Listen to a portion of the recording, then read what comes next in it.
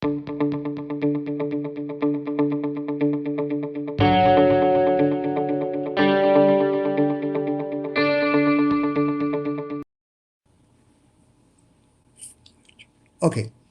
So thank you very much for joining. Really appreciate you guys coming in. Today we are going to discuss something entirely different. Something very, very different. I do about 5 programs like this. This is one of the programs. This is a very common program. The rest of the programs are very specific about the career progression is a separate session. Office politics is a separate session. Career progression of what you plan, what you need to achieve, how you need to go ahead in your life is a separate session that is available. Sometimes we go into the general advice and the individual advice, and how do you manage the politics as office. How do you, so likewise there are 5 different topics available. Now out of those 5, today's topic is very much a general one, and we can kind of, based on this also, we can build the, we will be building some of the other topics. So if you are interested in after this topic, you can join some of those specific topics as well. But today, the general topic discussion. Now, the first thing that I want to tell you is, generally we believe that we need to achieve certain things to be happy. Generally we believe we need to achieve certain things to be happy. When you do the achievements, happiness will come. When you achieve things, happiness is a result. Generally, we believe it. That is why we try to say, let's study, finish the exam, pass the exam so we can be happy. Work hard, get a promotion. After we get the promotion, we can be happy. Generally, we have a feeling that we need to achieve a lot of things. So once we achieve those things, we can be happy. Once we achieve those things, we can be happy. This is a general feeling that is available. I think this is entirely wrong. And I think we do a big mistake of just work hard and work hard and work hard. And we die forgetting to be happy. We die forgetting to be happy. That's my worry. That's my worry. So therefore, the point that I wanted to raise is, look here, the formula of happiness might be working other way around. Not that you have your achievements and you get the happiness. I think it works exactly other way around. You got to be happy, then you will achieve a lot of things. You got to be happy, then you will achieve a lot of things. You can't work hard to get a promotion, and after getting a promotion to be happy. It does not work like that. You can't work hard to get a promotion. After getting the promotion for you to be happy, it doesn't work like that. If you are happy, if you work happily, if you go to office happily, if you do the job that is given to you happily at office, you will get a promotion. So this is what I want to have as the starting point, starting discussion. So the question is, then why do you want to be happy? I mean, after being happy, the achievements are coming in. On what basis are you going to be happy? Because after you achieve things, for you to be happy, there is a reason, because you have achieved a lot of things. You have achieved a lot of things, therefore you are being happy. After you achieve a lot of things, you can be happy. But if you're going to be happy just without having the achievements, on what basis you are going to be happy? Well, that's the whole purpose of life. I mean, otherwise, what the hell are we doing here? Otherwise, what the hell are we? Someone told me recently, look, what most people do is they make a living. I mean, is that what we are? We are supposed to be here to enjoy our life, be happy, and die. So you don't need to have a very specific reason to be happy. Just be happy. Just be happy. So now this is easier said than done. Therefore, I want to go into a little bit further detail now. So are we sure from achievements you are not going to get the happiness? Are you sure? I am, of course, 100% sure. I am, of course, 100% sure. I'll tell you what I've seen. I'll tell you what I have seen in my life. I've seen rich people and happy people topic. When I talk about rich people, happy people, there was some time ago where I was uh, kind of 5, 6 people. We got together and we did a lot of work for the society. We were trying to do a lot of work for the society. So all the people that got involved in this project, they were fairly rich people. They were fairly rich people. So we used to meet once a month in the late evening, have a nice meal, have a nice drink, and talk about the common issues. It's a gathering. Of course, we were trying to help the society, so we've talked about that particular topic as well. How much each person can contribute, how much each person can contribute, how much each person can contribute, and then we were talking about where we are going to do that program and all that. So in that group, there were fairly rich people. Two of them, both of them were very similar because both of them had states. They had the agricultural states, coconut states, agricultural states. Both of them were fairly rich. I mean, everyone there were fairly rich. Those two guys comes to my mind because both of them were in the same business. They own many different states all over the country. The second one is a closer friend of mine. Second one is a closer friend of mine. So I go and talk to I happen to talk to the first one first. I happened to talk to the first one first. So I asked him, how is your state? He said, I'm very happy. All my states are under control. I have states all over the country. There's a state there, 2 states here, 3 states there. Things are very good.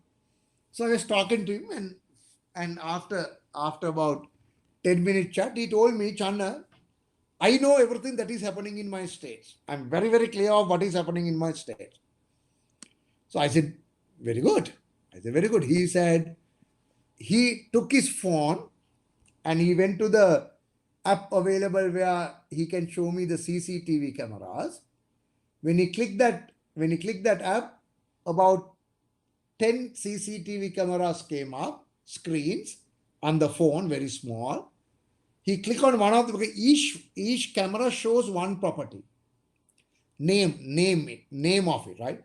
When he click on that, about 10 cameras switch on about that particular property. Live through CCTV, he can watch what's happening there. So he told me, look here, everything is under control. And he clicked the first one and said, this is my state in this particular area. He said, these are the interest, main interest. These are the other interests. These are storage. These are security guards. These were the factory workers' quarters. He showed me everything. And he went to the second state, other property office. He showed these are main interest, side interest, canteen, storage. He showed me everything. And suddenly he showed there's a vehicle park, live CCTV. Vehicle park. He said, Channa, I don't know why this vehicle is parked here. Let me check. So that was one state. There's a vehicle park at the entrance. He didn't like it. He quickly dialed the number and asked, what is that vehicle parked there? Who has parked that vehicle? So then I hear from other side, no sir, that's the vehicle just came. We parked for 5 minutes. He said, no, I told you not to park that vehicle. No, send the vehicle out. He put a little noise, and then he went back to the camera. Then he showed me, look here, the vehicle is being taken out now. So he said, I'm fully under control. So I was happy for him. Rich guy, everything is under control.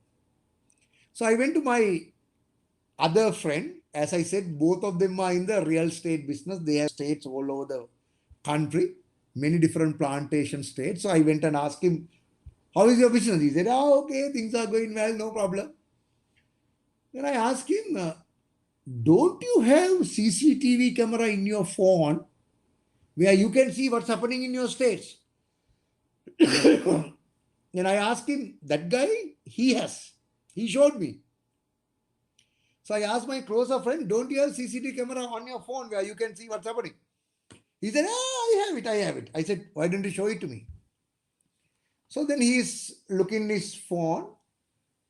He's finding it difficult to find the app. He's finding it difficult to get that. So after about 2 minutes going here and there, finally he found that. We click that.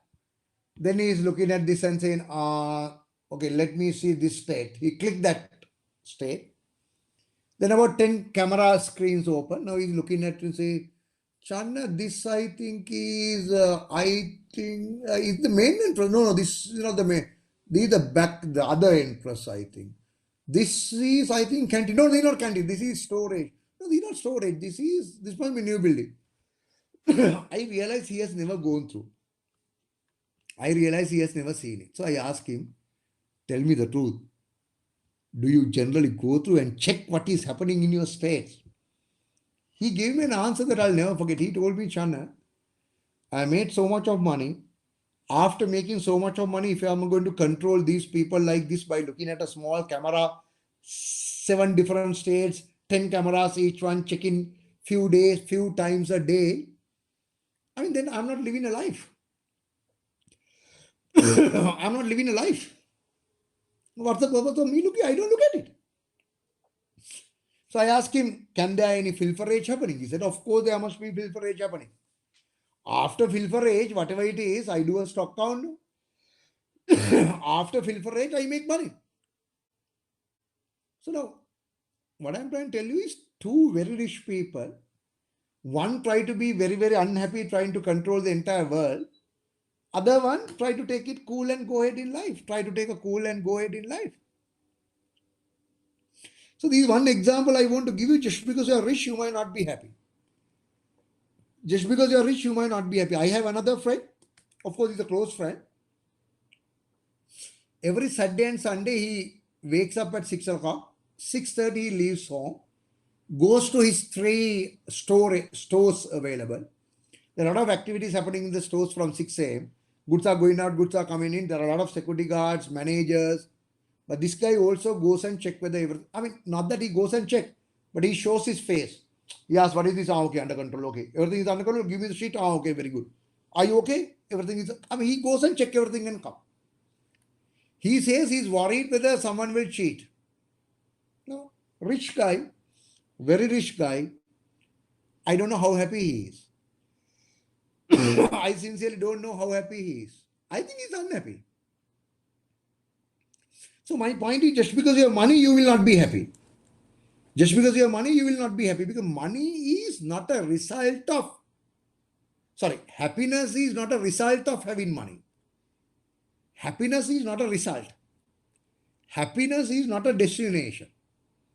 Happiness is not something you will get when you achieve something. No. Just because you have achieved a lot of things in life, you will not be happy. Now, another example, I had a driver for a long time. I mean, I've been having various different drivers. One of the drivers that I had, he stayed with me for about 4-5 years. One thing I realized about this driver is he's always happier than me. He's always happier than me. Of course, as you would expect, he earns less salary than me, right? I don't think you are expecting other way around, right? He earns less salary, but he's always happier.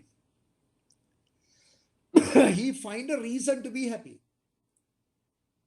He find a reason to be happy. He find a reason to be happy.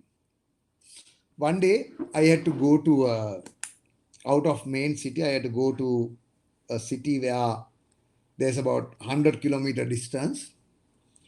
I had to go for a meeting in the second city, which is 100 kilometers away. There is a highway available for me to go there, but I had to go for a meeting and I'm late. And in the highway, if you drive a little fast, the police guys will catch you. But then I'm in a hurry. So I got into the vehicle and I told my driver, go at high speed. Driver said, sir, if you go above 100 kilometers per hour, they will stop. I said, no harm. Let's take a chance and go ahead. Let's take a chance. Not a good thing to be done, but then I did it anyway. I had to go for that meeting. So we exceeded the speed limit. So we went to the second city on time. I had the meeting. Meeting was for about just 1 hour. After the meeting, we got back to the highway to come to the main city. Now I'm coming home, right? Now after I got into the vehicle, I realized my driver is now driving very, very fast. Again. So I asked him, why are you in a hurry? Go slow. Now he's in a very happy mood now because on when we go from main city to the city number two, he went at a high speed, he was never caught. On the way, he's in the same mood to come at high speed. I said, don't go. I said, don't go above 100. He said, no problem, we don't get caught, sir. I said, don't do that because you will get caught. He said, no, sir, don't. What is, I won't get caught. I said, if the police catch you, you are going to pay the penalty. Then I had a good nap. I had a good nap. Whenever I wake up, I realize we are exceeding the speed limit anyway. So in the highway, what happens here is the police guys will, if they catch you, when you come out of the highway at the exit, only you will get the penalty. The police guys will come and tell you that you came at high speed, this is a penalty, pay this money. So now when we came to the main city, he was in a very thrilled mood. But at the exit, I was watching now what's going to happen. We came to the exit, the police guys stopped our vehicle. I realized we got caught. So I was thinking, good this happened. Good this happened. But I want to tell my driver, that's what I told you now, man. I won't tell my driver, that's what I told you. You are a madman. Of course, I'll pay the penalty. Even though he was my driver, we were very close. I thought I'll pay the penalty anyway. But then I want to tell him, look here, you did a stupid thing. So the vehicle was parked. Driver got down from the vehicle, went and speaking to the police guys now. So I can see from the side mirror, now he's discussing, but there are 3-4 police guys. So I know he will get a charge sheet. I know he will get a penalty sheet. Now he's coming. So when he's coming to get into the vehicle, when he comes back, I won't tell him, look here, don't do stupid things hereafter. I told you not to go high speed. You went high speed, your mistake. That's what I won't tell you. So this guy came in. But when he came in, I could not tell any of those because he's in a very fully jolly good mood, in a very happy mood. And he started drive again, in a very happy mood. So I was confused. How comes he's in a very happy mood? So I asked him, what happened? Did they not give you a charge sheet? My driver said, of course they gave me, sir. They caught me driving at 110 kilometers per hour. They caught me at 110. But I was mostly coming at 130. They could not catch me at 130. They caught me only at 110. So I was asking him, is there a penalty for 110? Of course there's a penalty, sir. So now he's in a serious trouble, effectively speaking. But he has found a reason to be happy. He has created a reason on his own mind to be happy. So what I'm trying to tell you is, for you to be happy, it does not matter what your achievements are. I gave you the first example of my I gave you the first example of two very rich friends of mine. Both of them, they have a lot of money, but they were unhappy. A lot of money and they were unhappy. My driver, he was in trouble. Police has caught him and given him a penalty, but he is happier. He is happier. So happiness has nothing to do with your achievement. Happiness is a decision that you make in your mind. Happiness is a decision that you make in your mind. Happiness is not after you achieve something. Happiness is not a feeling that you get after you achieve something. Happiness is not a destination. Happiness is not a destination. Happiness is not something that you will achieve at the end of something. No. About the same driver, when my sister comes to Sri Lanka, when my sister comes to see us, I gave my vehicle and the driver to my sister. And my driver's gone and told my sister, look here, your brother, that's me, right? Your brother can't do this job without me.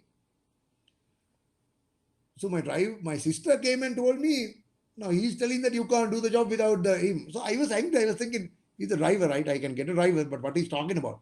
My job has nothing to do with the driver. But my driver has told, your brother can't do anything without me because he has one meeting after the another meeting after another meeting. Since I drive fast, I take him safely. Otherwise, he will not be able to do this kind of meetings, which is not true. I would have reduced meetings. I'd have gone with another driver. I would have done something else. What he says is not true, but he has set a target for him, a low target, and he's achieving it and being happy. In the same year, I had set a very high target for my factory's profit target. We set a very high target. And we achieved about 90% of it and we were unhappy. We achieved about 90% of it, but we were unhappy, saying that we could not achieve the full target. But our target was very happy. This guy had set a very low target, achieve it and be happy. So happiness has nothing to do with what you achieved in life. It's a decision that you need to make every day in the morning. Whenever something happens to you, you need to make that decision that I will be happy. You are responsible for your own happiness. Others will not make you happy. Happiness starts with you. Happiness has nothing to do with your relationship, your job, your money. No. Happiness is within you. When you're happy, you don't care what happens around. When you're happy, you don't care what happens around. People don't notice whether it's winter or summer when they're happy. I mean, around you there will be a lot of bad things happening, but you don't see them if you're happy. So my first point is, it's a decision that you need to make. It's a decision that you need to make, right? Recently, I had to go to the doctor because there's something wrong in my finger here. So they said that they need to do a small cut and clean it up and all that.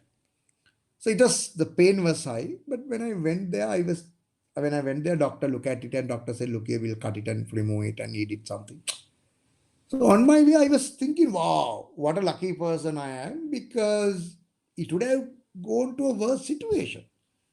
I mean, it would have gone to a worse situation. They would have suspected a cancer, take a piece, send it to testing. Nothing happened. So I was thinking, I'm very happy with this.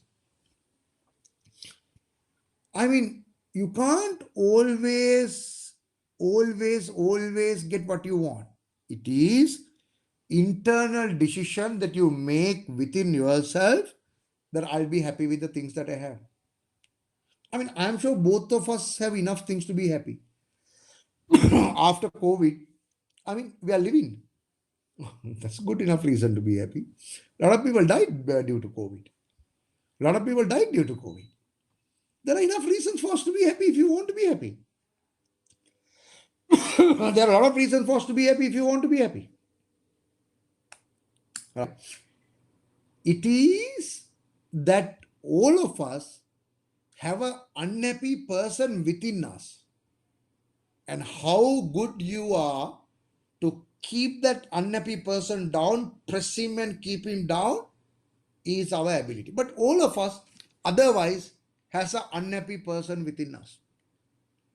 It is just a matter of how we can push him down and keep him down. How we can push him down and keep him down. Some of you all have done a PhD of how to be unhappy. Some of you all have mastered how to be unhappy. You all try to see something wrong in everything. Right? Some of us ignore it. So you should try to ignore the bad things that you see around you. As an example, one of our friends came from overseas. So when he came from overseas, he wanted to meet all the old friends. We had about 15 old friends then. So he gave me the list and said, Majan, organize a nice party in a hotel. After I came in, second day we'll have the party. He was coming from overseas, so I was supposed to organize the party. So that job was a very good job because he's paying. No? So I organize. As long as he pays, I don't care. Right? So I organize a big party there. So then he paid for the party, of course. He paid for the party, of course. So he sent a message, WhatsApp message for all of us. Uh, all of us went for that hotel and enjoyed the food. Each and everyone, he gave a small gift as well. Each and everyone who participated, he gave a small gift. So we went in different vans. I mean, we had about 15, 17 people. So I went in one van with about 7, 8 people. So it was good food, good music, good drinks, super time. Right? So after the party, we got into my way. My friend stayed in the same hotel for one more day. Then he went to his village for 1 week. Then he was going back overseas, right? So when we got into our van and we were trying to come out. So after we started to come in the van, so I want to tell my friends in the van, look here, see how good he is. I mean, he was my good friend anyway. And these guys were also, all of us were together. I was about to say, look here, how good he is, because he invited us for a party, he paid for everything. Before I say anything, one of the friends in the van said, Channa, did you see the gift that they gave? Did you see the gift? There is a damage on this gift. He must have bought this gift from a damaged place. All the gift he must have bought very cheap. By that time, I had also opened my gift. Everyone got the same thing. It's a nice gift to keep on your table. Then I saw there's a small damage on top. I did not see it before. So then I was thinking, this is unfair, no man. He paid for food, he paid for drinks, he paid for music. He gave a free gift. He was our friend. But this friend only saw the negative part of the story. Same guy said, Channa, what was that welcome drink, man? What was that welcome drink? I don't know how they have made that welcome drink. That welcome drink was the most horrible drink he had ever drank. So he started to complain. Then I also thought about welcome drink. What was? Then I realized whenever we were going into the hotel, this lady came and gave drinks for all of us. I took mine, and the taste was horrible. He was right. Taste was horrible. So I had one sip and I realized taste is bad. Tried the second one, say, I kept the welcome drink somewhere on a table and went into the hotel. I went into the hotel. So I forgotten about the welcome drink, which was bad. But this guy can still remember. So some of us are born like that. That's fine. It comes with the parents, it comes with the background. Sometimes we see only the negatives happening. We should try to avoid doing that. Try to see the good things that are happening around. Try to see the good things that are happening around. Right? So at my office, I was saying, in our country these days, you don't have enough fuel because we don't have money. So I was saying, look here, for a country who doesn't have enough money, well, having fuel for half of the week is good enough. What to do? You can't expect fuel like that because the country is not doing well. So you need to look at the positive side of what you see. Now the game is you should try to make the people around you happy as well. You should try to make the people around you happy as well. So my question is, when did you speak to your mother last? My question is, when did you speak to your mother last? So these are not really for your mother, these for your mother, father, uncle who helped you, someone who helped you. Or most likely the parents I'm talking about. When did you talk to them last? So when I say when did you talk to them last, not to go and tell your stories, not to ask for money, not to give instructions, not to tell them what they should be doing, not to advise them, not to ask for money, not to tell your achievements. No. When did you talk to them? Just to make them happy. Just to make them happy. Just to make them happy. Which means what? Where you go and tell your mother or father, tell me something that happened when you were schooling. Tell me something happened in your job. Then they start talk something that happened. They talk as if it's a major achievement. It's not a major achievement for you compared to what you have achieved. But you still listen and say, wow, is that so? Ah, I didn't know. Amazing. You should try to make the people around you happy. Now, your mother, your father, your brother, your partner. Generally, we have a feeling that, generally, we have a feeling that 80% of them, 80% of the features of their are very good. 20% of their features you don't like. Therefore, we try to correct that 20% of theirs. We try to correct that 20% of theirs. So our mothers, fathers, we have certain things that we don't like in them and we try to correct it. We try to correct it. Please, please, please stop that. You try to correct your husband, you try to correct your wife, stop that. That will never work. That will never work. If 80% good, 20% bad, forget about the 20%.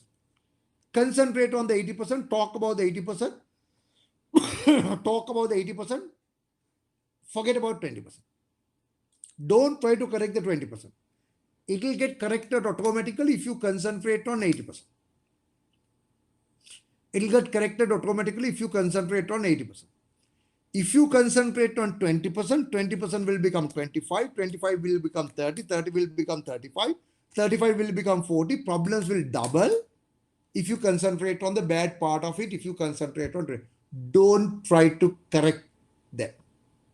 Just take them as a package.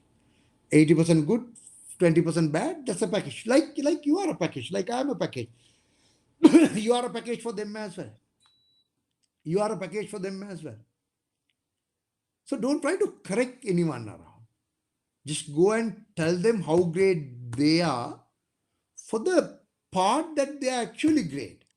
The part that they are not so good, don't concentrate. Forget about it. Forget about it. Same thing for your parents, especially I feel. Especially. Generally, when you are 25, 30, 35, you feel that your parents have done a lot of mistakes in their world. When you are 45, 50, then you realize what your parents have done then is what was right. So life is like that. Life is like that. So you need to continue. Initially, you get a feeling that they were wrong, but after 10 years, you will feel that they were right. You are wrong. So how to manage during that period without upsetting them too much is a game. Without upsetting them too much is a game. So in the program, I'm covering the first 30 minutes now. Of course, there are a few songs that we are going to sing, but I don't think we can do that. I sing these songs when I do it the physical session. Unfortunately, we can't do a physical session today, so I will not concentrate on that too much, right? Look at this guy. Look at this guy, right? Mahathir Mohamad. I think he became the prime minister for the second time in Malaysia when he was 92. He became the prime minister for Malaysia when he was 92. I think that tells a huge message about our health. Amazing message about our health. I think we should start concentrating on our health a little bit. Right? One fine day we are going to regret. Am I enough concerned about my health? No. I'm not concentrating enough on my health. But it doesn't stop me telling you that's bad. At least you should do it right. At least you should do it right. Right? So the other point that I wanted to highlight is about our words, what we say, right? About our words. So let me tell this story. Oh, before the story, since I completed 30 minutes now,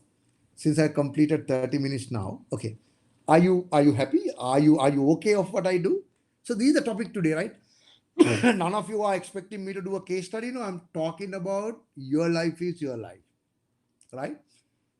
So I just want to get a quick feedback in between. Quick feedback in between. Is this useful? I just want to get a quick feedback in between. Is it useful? If you really concentrate, it will be, but I just want to get the feedback. Do you think that it's useful? Right. Okay. So a lot of people are saying, so therefore I'll continue, right? Now this is what is this? This is a fish curry and a divorce. Now getting divorced from your marriage and a fish curry are two different things, no? Right? I don't think people will get divorced based on a fish curry, right? Based on a fish curry. Unlikely, right? However, let me tell you a story. Let me tell you a story. Husband comes home. Husband comes home, and wife is at home. Wife is at home. So they started to have dinner. Husband comes home after office, late evening. They start to have dinner. In the night, they start to have dinner. Uh, so in the same table, they're sitting and starting to enjoy the meal. Then husband realize the fish curry is too spicy, difficult to eat. Fish curry is too spicy, difficult to eat. Husband will eat first round, small piece, realize too spicy, then try to eat a little bit more, realize the level of spicy is out of this world. You can't. Then husband will say, I mean, how can you eat the fish curry? Too spicy. I can't eat it. The wife will not like this response. It might go into a little bit of an argument where the wife might say, yeah, I have been cooking it right for last so many years. Why are you worried about this today's fish curry? So the husband might say, no, I'm working for the entire day, coming home to eat, and now I can't eat today. The wife will say, do you think that I was sleeping at home? I also did A, B, C, D, E, F, G, H, I, J. So you don't blame me. And if you want, you eat. I don't care otherwise. So then you start an unwanted discussion. It might go into various paths. It might go into various paths. And later, the discussion also will continue, because tomorrow, clearly, when wife is cooking fish curry for the next time, wife will think too much whether to put, how to control the spicy. The husband will, when we try to eat the fish curry next time, again you are remembering what happened in the first one. It's a mess. These fights will generally lead for much bigger issues after these words. It is not the fish curry. It is the words that you spoke what matters. It's the words that you spoke what matters. My suggestion is, let's say husband comes home and then started to eat the fish curry. Husband realized too much of spicy. Wow, can't eat, very difficult to eat. Then husband thinks, okay, fish curry is too spicy. Husband is thinking, who cares? I mean, there's only one dinner today, one dinner. No? Let me put a little bit more rice, so manage it and continue to eat. Then wife will start to eat. Then wife will realize fish curry is too spicy. Husband did not complain. The wife will say, there's a problem with the fish curry. I think it's a little too spicy, right? Husband will say, who cares? Yeah, that's okay, that's fine. I mean, there's nothing wrong with the fish curry in both examples. What is wrong was the way that the husband put it. And then wife reacted. So you should try to be extremely, extremely careful about the words. You should not try to say, why you have not done it. Instead, shall you do it? Aren't you doing it? Why don't you do it? Always try to put that positive part. People don't like to get accusations. No one likes to get accusations. It's in back of their mind.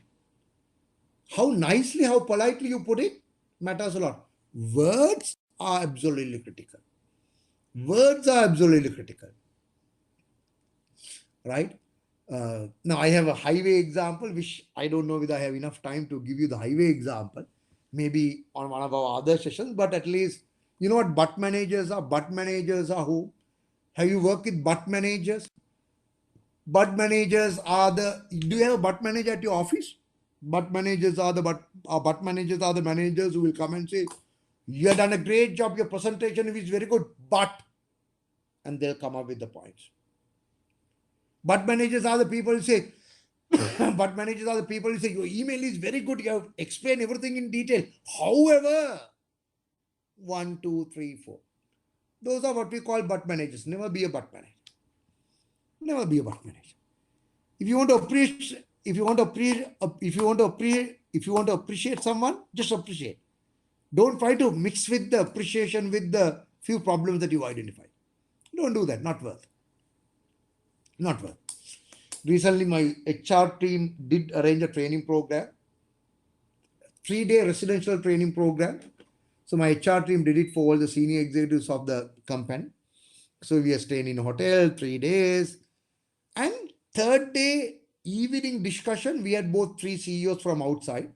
They were talking entirely crap. They were talking things that are not related to us. So I realized we had not briefed them, because last 2 days, every day in the evening, there was 1.5 hour CEO discussion. 3 CEOs came on the second day, 3 CEOs came on the second day. It was an important part, 3-day program. But the second day, last day CEOs were not briefed about what they should be addressing. Therefore, they were talking things that are not related. It was bad. But otherwise, it was a nice program. So when the third day program was over at 5:30, we were supposed to go home. We arranged the buses for them to go home. Then just before I leave, I got all my HR team and I said, superb job. You've done a great job. Super training program. Thank you very much. You've done a great job. Let's meet next week. Thank you very much. And I went in. I went home. They went home. I'm sure they had a great weekend because they did something very good. They organized the training program very well. I'm sure they had a great weekend. Because I appreciated them. I'm sure they were happy about it. They can go home and tell how great they are. But on Monday, in the evening, I sent a message to the HR group saying that I forgot to tell you, the last 3 speakers on the last day, it was a horrible mistake. We are not briefed. Please check how it happened and ensure it won't happen again. Chapter course.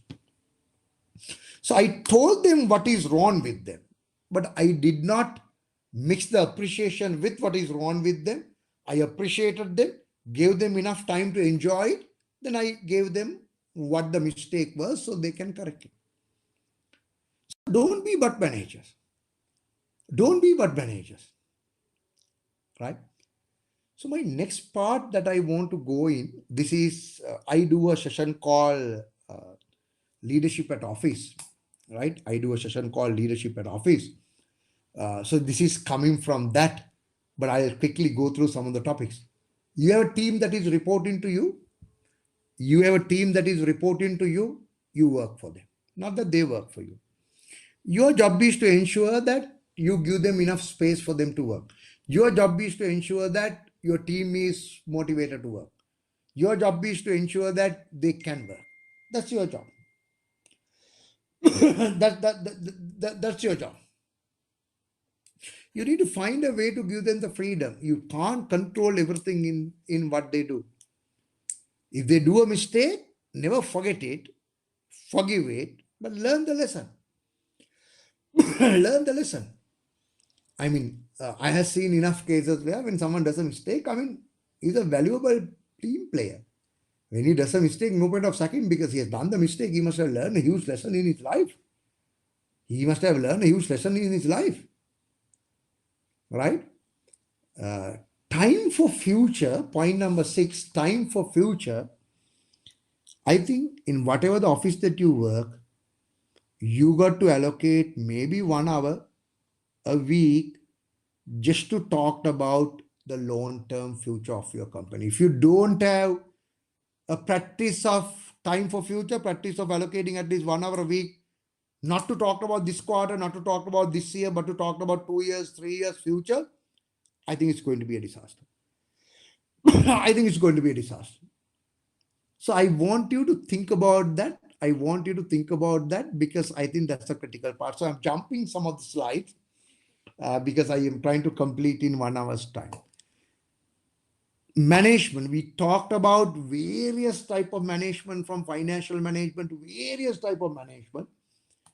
One of the critical managements available is the ego management. One of the critical management available is the ego management. Your ego and others' ego. You got to manage your ego and others' ego as well. Your ego. I mean, you need to manage your ego. You have an ego, that is fine. And that's good. You need to have an ego. You need to believe that you are one of the best in the world. That's fine. You need to believe that your team will do the best in the world. That's fine. That ego is important. But you need to manage it. There are enough products that are not taken out of the market just because of ego. There are enough mistakes that we do and we don't correct it just because of our ego. I mean, we talked about someone that we recruit is very good, but later we realize he's not good, but we just keep him and say that he's still very good because of your ego. You took a decision and you have been talking about that decision, saying that decision is the best decision ever, that you now have a chance to correct it, you don't correct it because of your ego. So you need to think about it. No shame of being wrong and no shame of going and saying, look, I did a mistake, what to do? People will appreciate you more. People will appreciate you more. Not only your ego, you got to realize that others got their ego as well. Earlier, in one of the offices that I work, we said if you're going to attack someone in a room, put him into a room and attack and ensure there's a door there. Ensure there's a door there means what? So he can go out if he wants. Otherwise, you keep on attacking him, his ego is high, he has no way to go out, he also might react. He also might react. And why you want to discredit him entirely? So what I'm trying to now in my office, if I was told about a problem that happened and we have a loss, I don't get upset. It has already gone. I don't react. No point. Too late. If I think me reacting and sending some nasty emails, if I can change the situation, I would do that. But otherwise, I would not. Otherwise, I would not. If I think it's already done, damage is already done, I won't go behind it. Because I know me reacting to the situation will not correct it. Will not correct it. So in my coaching where I do with, so that program is called How Do You Perform Better? Your career progression is the topic. In the career progression topic, I talked about it. You got to find a way to balance yourself in that journey, right? So I will not spend a lot of time on that, but of course we can come back. But my other question is how desperate you are. I mean, most of us are not really desperate. I mean, most of us are not. How desperate you are to double your profit in your organization? Most of us are not. How desperate we are to double the profit? Not really desperate. If you are really desperate, you would double it. If you are really desperate, you would double it. During the COVID period, we did things that we never did before because we were desperate. We were really desperate. So you need to put pressure on yourself. You need to put pressure on yourself. Otherwise, things might not get done. One of the other most critical things that I want to tell you is this is again related to the office part as well. Sometimes I see when we try to recruit people, we go on the wrong path. When you try to recruit people, we try to go on the wrong path. We try to recruit the best people. You should try to recruit a team who will work with you, a team who will be there for you. You got to work with a team that you can talk to each other understands, and each other respect. That culture you need to build within your team. You can't just get the best marketing guy from the world, best finance guy from the world, best manufacturing guy and expect you to double the profit. It will not happen. Now, the last job that I worked, Dankoto, we did double the profit. But then we doubled the profit with a team who was there for each other, who believed in each other. So you as the leader, you got to build that culture within the team. Unless you build that culture within the team, you won't go anywhere. It doesn't matter what your journey is. It matters whether you have the right team. Where you're going to go, it doesn't matter. I mean, you first of all get the right people to the bus. Where you're going to go in the bus is a different discussion. You can decide where to go later, but you've got to get the right people to the bus first. So you need to create that culture. You need to create that culture. Everyone has a respect for each other. Everyone will help each other. Everyone feel for each other. Everyone feels that we should work. There will always be differences between people. But you realize that this guy is too much. I don't like him much. He's a little panditya. He talks too much. I don't like him much. But then I want him to achieve our common goal. So you need to create that common goal between all of them, which is bigger than their small personal issues, small personal differences between them. Small personal differences between them. So that's the job that is available as the head of the business unit. That's the job that is available for you. If you do that right, rest you don't need to worry. Rest you don't need to worry.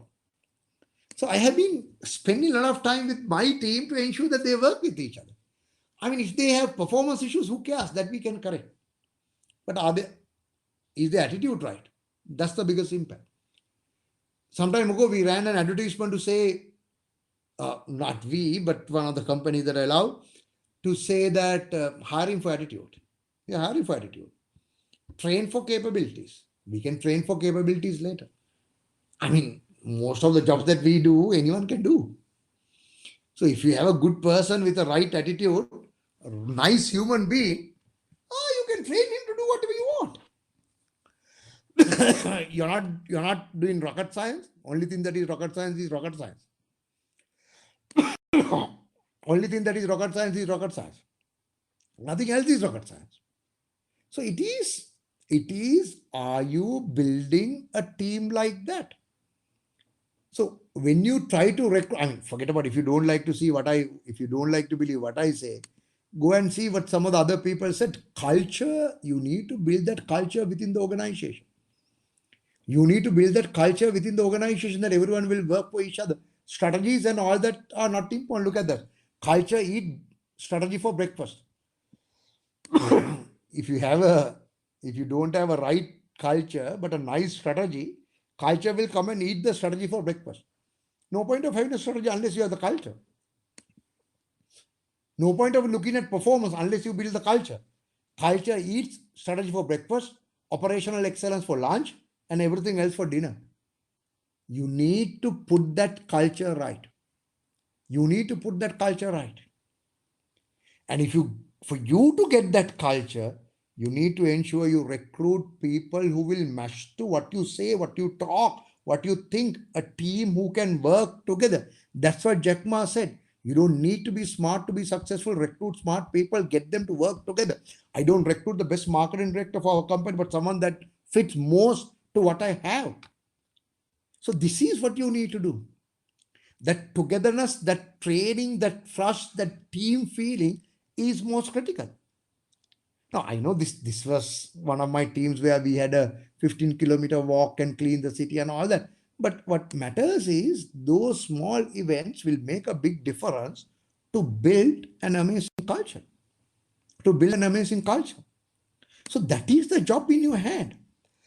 That is the job in your hand. That is what you need to get it right, my dear friends. When you get it right, you don't care about anything else. So I have only 7 minutes to complete the 1 hour. So are you a person who decided to be happy? Are you a person who decided to be happy? It's a decision that you need to take every day in the morning. You wake up and first of all be happy. Wow, I'm living. My hands are working, legs are working. I can see. I mean, if you wake up alive, I think that's a good enough reason for you to be happy. And then you decide to be happy today, whatever goes wrong. There'll be few things that will go wrong all the time. There'll be few things that will go wrong all the time. Who cares? You got to decide to be happy. All right? This leader manager thing, I'm sure I have briefed it when we do the case study sessions as well. Now, leader manager difference is someone comes to you and after he goes, he's thinking, wow, how good this guy is. I went and, okay, you go and talk to someone. And after you go, you feel, oh, he's so much of knowledgeable guy. What a great guy. And if you think like that about him, he's a manager. You go and meet someone, when you come back, you think, wow, how good I am. I didn't realize this. I can do a lot of things. Then he's a leader. There's a project. One guy ran the project. 100 people are working under him. He monitor control everyone. The targets were set for everyone. Every half an hour he monitored what's happening. Every day they had a online meeting to see where the project is. They did the project in 3 months, finished right on time within the budget. This guy did an amazing job. He was not a leader. He was a good manager. People were unhappy. People were under pressure. He was a good manager. Less leadership. Now, these are the times like COVID times after that. I mean, organization with very high level of leadership, very less management also will collapse. You can't run only by the motivation. You can't run only by the leadership. Organization with too much of management, less leadership. That's what most organizations in the world are. I mean, yes, CEO is in many organizations, CEO is a manager, not a leader. We have seen enough situations where CEO is a manager, not a leader. Leadership is not a position that we give. No? Go and read the Robin Sharma's book, right? Leadership is not a position that we are given. It's what you are. It's what you are. Right? It's what you are. Right? So what I'm trying to tell you is what you feel, think about you. Do they feel empowered, happy? Do they feel they're capable to do things that they never thought before meeting you? Then you are a leader. Then you are a leader. Otherwise, you are a manager. Otherwise, you are a manager. So I used to, in my other topic where I talked about leadership at office, I said, don't worry whether you are a leader or manager, try to be a good human being, chapter close. If you become a good human being at office, that's good enough. That's certainly good enough because not many are available. Everyone is trying to be a boss and all that. Try to be a good human being, chapter close. Most of the issues will get settled there. Right? So those are the few things that I want to tell. Given the time available, I'll restrict myself. So I want you to decide to be happy, and I want you to ensure that the people around you are happy. Stop trying to correct everyone. That's not worth. Stop trying to correct everyone. That's not worth. Right? Practically, you can't do that anyway. Try to see the good in others. Don't go and criticize them. Don't try to correct them. Not worth. You have a team, you report to them. You work for them. Ensure they are motivated. Ensure they have been given the full freedom to do the work. Don't forget that you have an ego. Don't forget that others have an ego. Manage your ego. You might realize, I'm crossing the line. I'm crossing the line. Right? And when you try to criticize someone, someone as your subordinate, don't forget they have an ego as well. Right? Okay, so my 1 hour is gone. I just want to share certain things under this topic called Your Life is Your Life. There are a few other programs you can join for them as well. We will try to do them a little later. But I just want to thank everyone for joining. And I hope the session was useful in some way for your office life, personal life, some way. I thought the session was useful, right? So I just want to take only 1 hour because unlike it's unfair if I take a little bit more time of yours. So I want to finish sharp in 1 hour, even though I have 1 more minute left to complete in 1 hour. So I just want to thank you I won't tell you thank you very much. Please be in touch with Nanaska. We are trying to do some other programs for you as well. Please be in touch with Nanaska as well.